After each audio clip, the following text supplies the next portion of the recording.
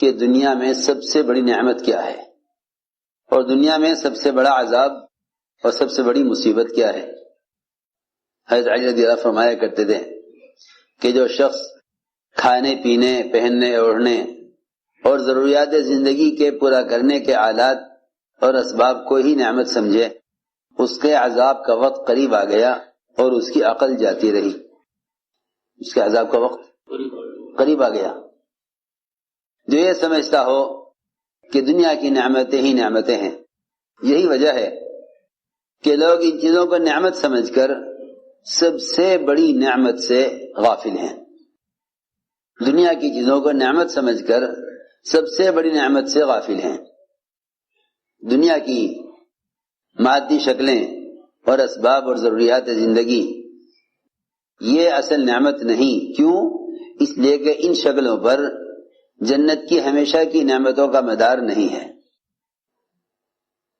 ان شکلوں پر جنت کی نعمتوں کا مدار نہیں ہے، بلکہ اگر محض یہی اسباب اور شکلیں مسلمانوں کو زیادہ دے دی جائیں تو یہ اسباب اور یہ شکلیں ان پر جہنم کے عذاب کا مدار تو ہو سکتا ہے، لیکن جنت کی ابدی نعمتوں کا مدار دنیا کے اسباب اور کائنات کے نقشوں پر نہیں ہے۔ توجہ سے بات سننا، اس لیے کہ کافر ہمیشہ کے عذاب میں اس لیے رہے گا کہ اس کی دنیاوی تھوڑی سی زندگی میں پوری زندگی کفر کا ارادہ ہے، حالانکہ دنیا کی زندگی تو آخرت کے مقابلے میں کچھ بھی نہیں ہے۔ اگر ایک لمحے یا لمحے کا بھی کوئی 100واں حصہ لایا جائے آخرت کے مقابلے میں دنیا کو، تو یہ اتنی بھی حیثیت نہیں رکھتا، اس لیے کہ جو زندگی ابدی نہیں ہے وہ زندگی معدوم اور ختم ہے، جو زندگی ابدی ہے وہ ہمیشہ کے لیے ہے۔ تو کفر کا تھوڑا سا وقت دنیا میں وہ کافر کے لیے ابدی عذاب کا ہے، اور مسلمان کے لیے دنیا کا تھوڑا سا وقت یہ مومن کے لیے ابدی نعمتوں کا ہے۔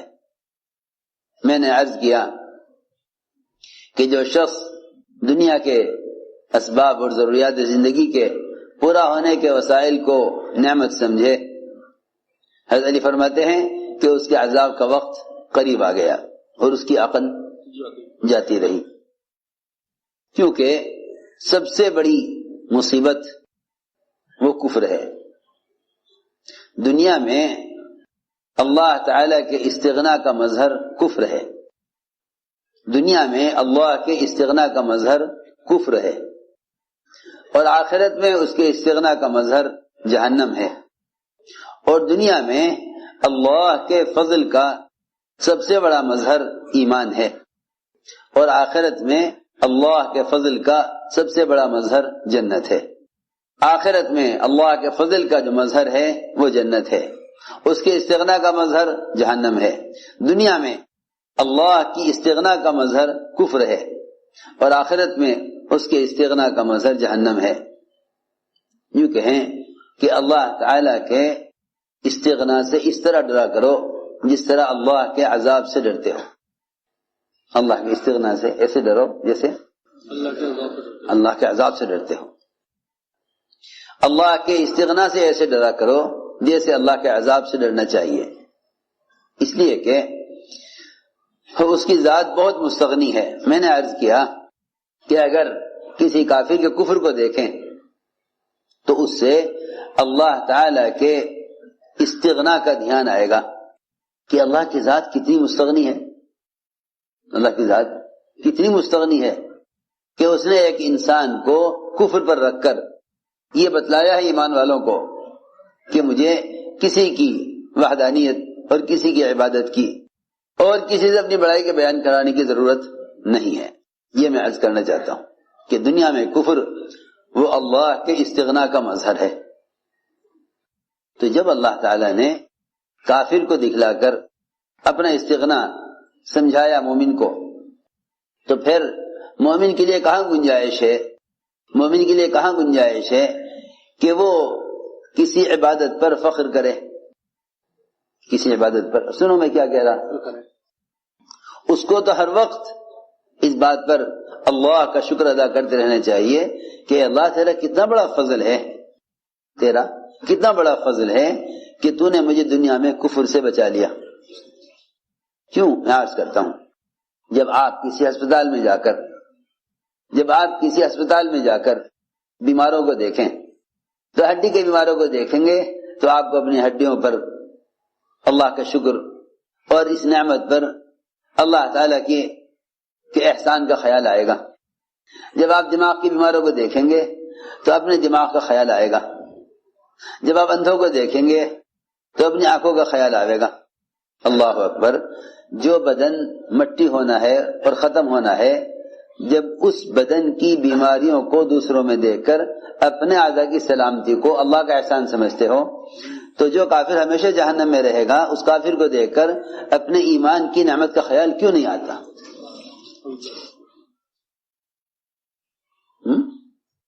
میں حیران ہوں کہ اس زمانے میں پڑھے لکھے کیا عوام سب مسلمان ایمان کی نعمت سے غافل ہیں۔ وہی سمجھتے ہیں یہ تو ایک ہماری پیدائشی چیز ہے، حالانکہ آپ دیکھ رہے ہیں کہ یہودی، نصرانی، مشرک اور کافر ہر مذہب کے گھر میں بچے پیدا ہو رہے ہیں، ان کے پیدا کرنے والے، ان کو جننے والے، وہ انہیں اپنے اپنے مذہب کی تعلیم دے رہے ہیں۔ سوچنے کی بات ہے۔ اس لیے میں نے عرض کیا کہ جو شخص دنیا کی نعمتوں کو نعمت سمجھے اس کی عقل جاتی رہی، اس کے عذاب کا وقت قریب آ گیا۔ سب سے بڑی نعمت نعمت اسلام ہے۔ اس لیے کہا گیا الحمدللہ علی نعمت الاسلام، کہ اس زمانے میں مسلمان غیروں کی طرح صرف دنیا کی نعمتوں کو نعمت سمجھتا ہے، دنیا کی نعمت کو نعمت سمجھتا ہے۔ اس لیے فرمایا لئن شکرتم لازیدنکم، اگر تم نے شکر کیا تو ہم نعمت کو بڑھائیں گے،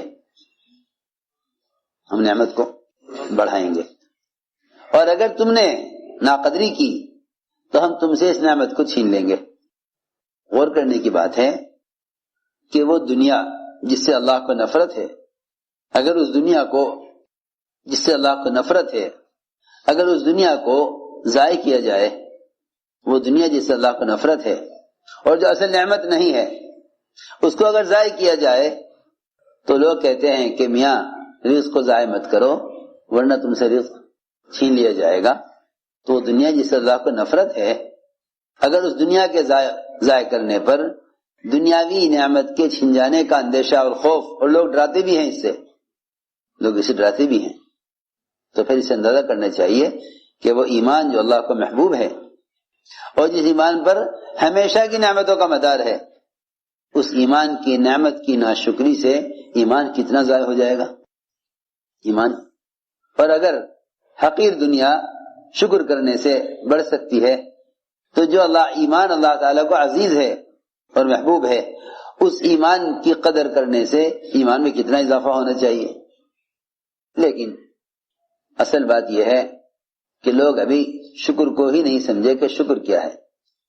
لوگ نعمت کے شکر میں اللہ تیرا شکر اتنا کہہ دینے کو شکر سمجھتے ہیں، حالانکہ یہ شکر کی ادائیگی نہیں ہے، یہ شکر کی ادائیگی نہیں ہے۔ زبان سے شکر ادا کرنا الفاظ کی ادائیگی ہے، شکر کی ادائیگی نہیں ہے۔ سنو توجہ سے بات، لوگ زبان سے کہہ دیتے ہیں اللہ تیرا شکر، یہ شکر کی ادائیگی نہیں ہے، یہ الفاظ کی ادائیگی ہے۔ سنو توجہ سے بات، یہ شکر کی ادائیگی نہیں ہے، یہ شکر کی ادائیگی نہیں ہے۔ کیوں؟ اس لیے کہ انسان کے سارے بدن کے اعضاء، انسان کے بدن کے تمام اعضاء نعمتوں سے فائدہ اٹھاتے ہیں، اور سب سے چھوٹا عضو زبان وہ شکر ادا کرے۔ یہ کیسے؟ یہ کون سے انصاف کی بات ہے؟ بات سمجھ میں آ رہی؟ سارے بدن کے اعضاء تو نعمتوں سے فائدے اٹھاویں اور سب کی طرح سے شکر کو ادا کرے زبان۔ یہ کیا بات ہوئی؟ سوچو تو صحیح۔ آپ کا کوئی کام ہے، تجارت کا، ملازمت کا، اس میں کوئی رکاوٹ پیش آ گئی، آپ نے 2-4 آدمیوں سے بات کی، میں کہا جی دیکھو آپ کا کام ہو جائے گا، لیکن فلاں فلاں فلاں فلاں فلاں 4 آدمی 6 آدمی یہ سب ان سب سے متعلق ہے یہ کام، آپ ان سے جا کے کہیے۔ ایک کے پاس گئے اسے بتایا، دوسرے کے پاس گئے اسے بتایا، آپ کا کام 6 آدمیوں نے مل کر کیا، تو آپ مجھے بتائیے کہ آپ ان 6 آدمیوں میں سے ایک کا شکریہ ادا کریں گے یا سب کا کریں گے؟ آسان بات ہے، آپ شکریہ کس کا ادا کریں گے؟ سب کا یا ایک کا؟ تو سب کا شکریہ ادا کریں گے۔ بالکل اسی طرح انسان کے بدن کے تمام اعضاء وہ ضروریات زندگی میں ایک دوسرے کے ساتھ ایسے جڑے ہوئے ہیں، اور ضروریات زندگی میں تمام اعضاء ایک دوسرے کے معاون ہیں، اس لیے زبان سب کی طرف سے شکریہ ادا نہیں کرے گی، بلکہ بدن کے ہر عضو کو حکم پر لانا، یہ اللہ کی نعمت کا شکر ادا کرنا ہے۔ بدن کے ہر عضو کو حکم پر لانا، یہ نہیں کہ بدن کے سارے اعضاء تو نعمتوں سے فائدے اٹھاویں اور سارے بدن کے اعضاء خواہشات میں پڑ جاویں اور زبان سے شکر ادا کر دیا جائے، نہیں، بلکہ حضور اکرم صلی اللہ علیہ وسلم نے جب اپنے آپ کو عبادت میں بہت تھکایا اور لمبا قیام اور ایسے لمبے سجدے، اللہ اکبر، بعض موقع پر حضرت عائشہ سمجھا کرتی تھی کہ شاید آپ کی وفات ہو گئی، ایسے لمبے سجدے، ایسے لمبے سجدے۔ وہ تو میں عرض کرتا ہوں نا کہ جو لوگ دنیا کی نعمت کو ہی نعمت سمجھے گا اس کی عبادات بھی انہی نعمتوں کے لیے ہو کر رہ جائے گی، اس کی عبادات بھی انہی نعمتوں کے لیے ہو کر رہ جائے گی۔ جو دنیا کی نعمت کو نعمت سمجھے گا اس کی ساری عبادات بھی اسی نعمت کے لیے ہو کر رہ جائے گی۔ اگر کسی آدمی کو عمر قید کی سزا سنا دی جاوے، کسی کو عمر قید کی سزا سنا دی جائے اور پھر جج اپنا فیصلہ بدل کر اس آدمی کو رہا کر دے، تو بتاؤ اس کے لیے سے بڑی کوئی نعمت ہے کہ عمر قید سنا دی گئی تھی پھر آزاد کر دیا؟ بتاؤ اس سے بڑی کوئی نعمت ہے؟ جس وقت اس کو عمر قید کی سزا سنائی گئی اس وقت اس کو کوئی چیز اچھی لگتی ہوگی دنیا کی؟ کچھ بھی نہیں ہے۔